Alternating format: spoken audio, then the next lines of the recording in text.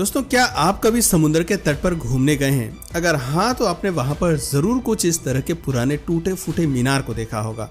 सब जगह तो नहीं, लेकिन कुछ प्राचीन शहरों के तट पर आपको इस तरह के मीनार देखने को जरूर मिल जाएंगे, जो देखने में काफी हद तक कुतुब मीनार की तरह लगते हैं। लेकिन असल में इनका काम अपने जमाने में कुतुब मीनार से बिल्कुल अलग था। ध्यान देने वाली बात यह है कि उस जमाने में जब टेक्नोलॉजी इतनी एडवांस नहीं थी, उस समय इतने ऊंचे मीनार को बनाना काफी मुश्किल भरा काम भी था।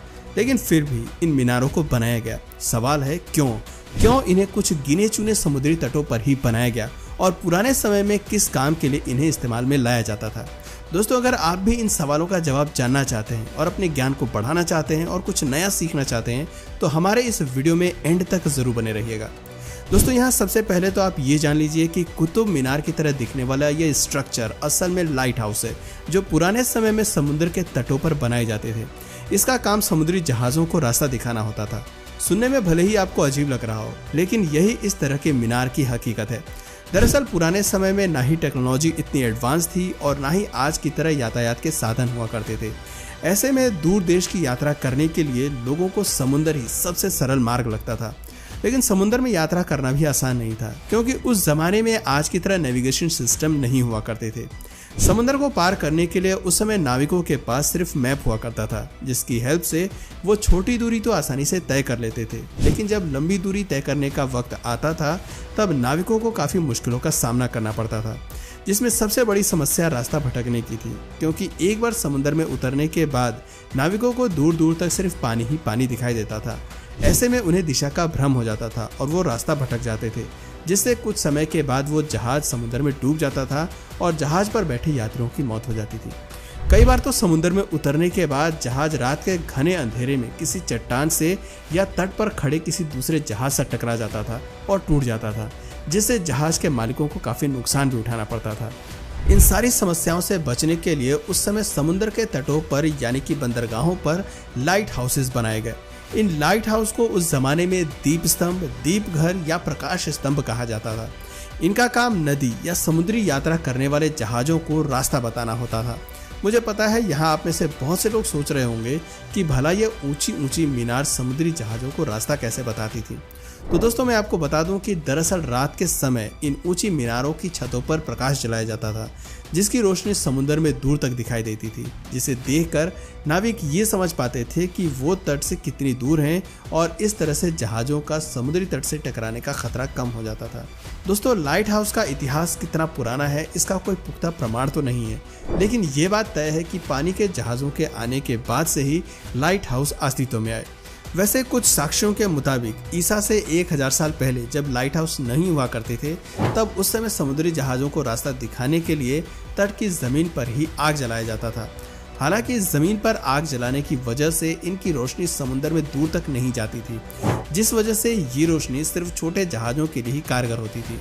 क्योंकि छोटे जहाज जब तट के नजदीक होते थे तो उन्हें रोशनी दिखाई दे देती थी और वो अपनी स्पीड कम कर देते थे, जिस वजह से एक्सीडेंट होने का खतरा कम रहता था। लेकिन बड़े जहाज़ों के लिए वो तरीका कारगर नहीं था, क्योंकि छोटे जहाज़ों की तरह बड़े जहाज़ों को भी तट के नज़दीक पहुंचने पर रोशनी दिखाई देती थी और ऐसे समय में अपनी स्पीड को कम करना बड़े जहाज़ों के लिए पॉसिबल नहीं होता था। पर समय के साथ जब लोगों का बौद्धिक विकास हुआ, तो इस खतरे से बचने के लिए उन्होंने लाइट हाउस को बनाया, जो ऊंचाई में काफ़ी लंबे होते थे, जिस वजह से ये दूर से ही समुद्री जहाज़ों को नज़र आ जाते थे और इस तरह से उनके एक्सीडेंट होने का खतरा भी बिल्कुल कम हो जाता था। दोस्तों, अगर सबसे पहले ज्ञात लाइट हाउस की बात करें तो 280 ईस्वी में अलेक्जेंड्रिया के पास फोरस द्वीप में संगमरमर का एक लाइट हाउस बनाया गया था, जो 600 फुट ऊंचा था। इस लाइट हाउस को समुद्र के अंदर नहीं, बल्कि समुद्र के तट पर जमीन के ऊपर बनाया गया था। इस लाइट हाउस की पॉपुलैरिटी को देखते हुए उस समय इसके गिनती विश्व के 7 आश्चर्यों में होती थी। वैसे आपकी जानकारी के लिए बता दूं कि जिस समय इस लाइट हाउस को बनाया गया था, उस समय इसमें प्रकाश जलाने के लिए कोई खास ईंधन नहीं बना था, जिस वजह से इसमें प्रकाश जलाने के लिए जानवरों की चर्बी का इस्तेमाल किया जाता था। दोस्तों, काफी लंबे समय तक अस्तित्व में रहने के बाद ये लाइट हाउस 13वीं सदी में भूकंप से नष्ट हो गया, जिसके बाद एक और लाइट हाउस बनाया गया, जिसे हरक्यूलिस टावर नाम दिया गया। दोस्तों, आपको जानकर खुशी होगी कि आज भी ये लाइट हाउस मौजूद है, यानी कि आप इसे देख सकते हैं। वैसे इस लाइट हाउस को कब बनाया गया था इसकी कोई तारीख इतिहास में दर्ज तो नहीं है, लेकिन कुछ साक्ष्यों के मुताबिक इस लाइट हाउस को पहली शताब्दी के अंत और दूसरी शताब्दी के शुरुआत में बनाया गया था और इसे रोमन्स के द्वारा बनाया गया था। हालांकि समय के साथ साथ इस लाइट हाउस में भी टूट फूट हुई, जिसके बाद 1791 में इसकी मरम्मत की गई और तब से लेकर अब तक ये मजबूती के साथ अपनी जगह पर खड़ा है। आज इसकी गिनती स्पेन के राष्ट्रीय स्मारक के रूप में होती है। इसके साथ ही साल 2009 में इसे यूनेस्को के विश्व धरोहर स्थल में भी शामिल किया गया था। दोस्तों, अब तक जितने भी लाइट हाउस बनाए गए थे वो सभी समुद्र या नदियों के किनारे जमीन पर बनाए गए थे, जो अपने दायरे में आने वाले जहाजों को रास्ता दिखाने में मदद करते थे। लेकिन उन जहाजों का क्या जो समुद्र में यात्रा करते समय तूफान की वजह से बीच में ही रास्ता भटक जाते थे। ऐसे जहाजों की मदद के लिए कुछ समय के बाद समुद्र के अंदर भी लाइट हाउस बनाए जाने लगे। दोस्तों, दुनिया का पहला लाइट हाउस जिसे समुद्र के अंदर बनाया गया है वो कॉर्डोन लाइट हाउस है। इसे फ्रांस में बनाया गया है। इस लाइट हाउस की ऊंचाई 68 मीटर है। आज के समय में इस लाइट हाउस को फ्रांस का सबसे पुराना लाइट हाउस भी माना जाता है। इसके साथ ही ये दुनिया का 10वां सबसे लंबा लाइट हाउस है।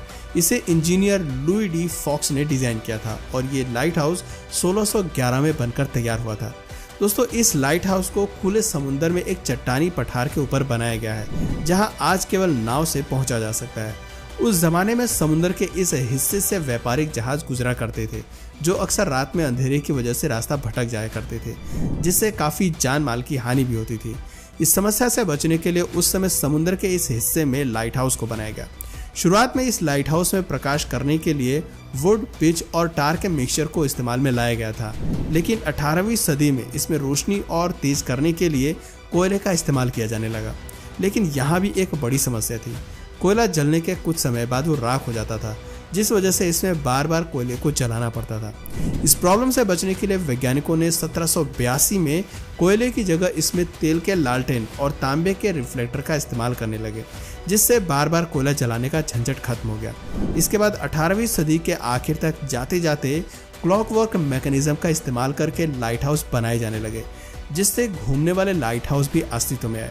हालांकि इस तरह के लाइट हाउस में भी प्रकाश करने के लिए कोयले और तेल लैंप का इस्तेमाल किया जाता था, जो कारगर तो थे, लेकिन वैज्ञानिक अभी भी इस पर रिसर्च कर रहे थे और वो इस प्रकाश को और अधिक बढ़ाना चाहते थे, ताकि समुद्र में दूर से ही नाविक लाइट हाउस के प्रकाश को देख सकें। और इसके लिए 1820 के दशक की शुरुआत में फ्रांसीसी भौतिक वैज्ञानिक ऑगस्टीन जीन फ्रेंजल ने एक खास तरह के लेंस का इन्वेंशन किया, जिसे उन्होंने कॉर्डोन लाइट हाउस में लगाया। और जैसा कि उन्होंने सोचा था, इस लेंस की मदद से नाविक लाइट हाउस के प्रकाश को समुद्र में कई मील दूर से देख सकते थे। दोस्तों, इस तरह से इन लाइट हाउस ने सदियों से नाविकों को रास्ता दिखाने का काम किया है।